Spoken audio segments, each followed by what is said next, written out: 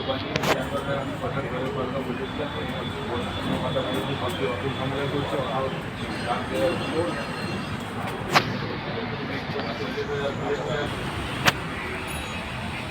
दर्शकों, इस समय हम हैं CGHS राजडांगा वेलनेस सेंटर में। CGHS यानी सेंट्रल गवर्नमेंट हेल्थ स्कीम सरकारी कर्मचारियों और पेंशन धारकों के लिए शुरू की गई CGHS स्कीम, जिसका उद्देश्य सस्ती और सुलभ स्वास्थ्य सेवा प्रदान करना। लेकिन आज मरीजों को इलाज से ज़्यादा इंतज़ार मिल रहा है और सुविधा से ज़्यादा शिकायतें। क्या CGHS अपनी मूल भावना से भटक गया है? क्या यह योजना आज भी लाभकारी है या बन चुकी है एक बोझिल व्यवस्था?